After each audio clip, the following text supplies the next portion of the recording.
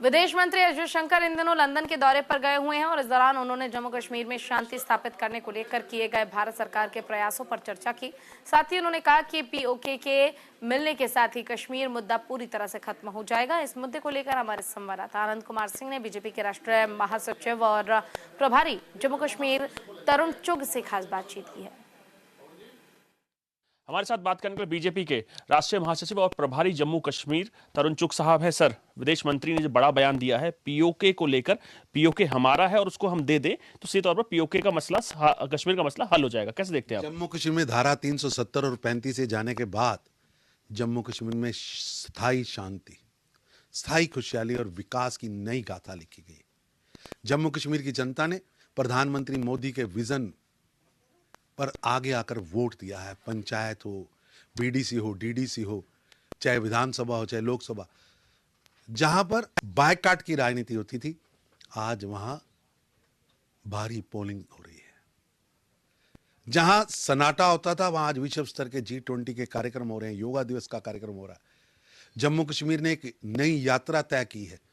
एक जमाना था जम्मू कश्मीर को टूरिज्म कैपिटल कहते थे, आज वो पर्यटन की राजधानी, टूरिज्म कैपिटल बना। वहां के SC ST महिलाओं को अधिकार मिले, आरक्षण मिला है, पत्थरबाजी समाप्त हुई है, आतंकवाद की घटनाएं समाप्त हुई है।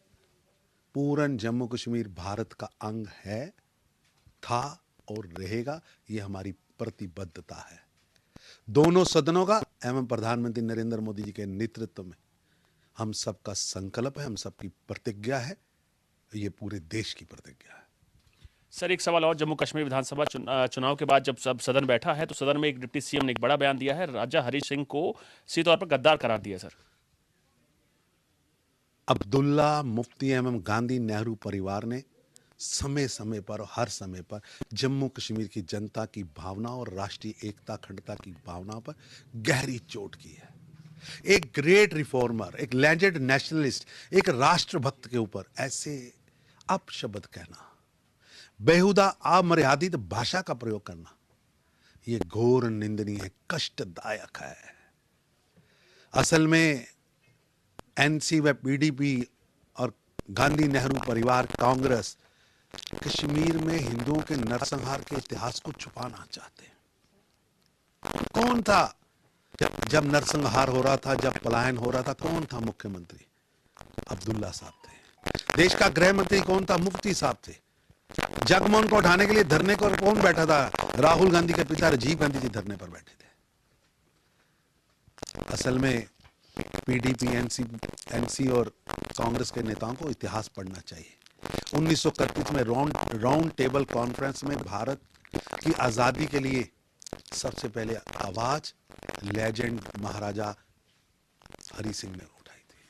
उन्होंने कहा था कि सभी रियासतों को मिलाकर भारत एक है।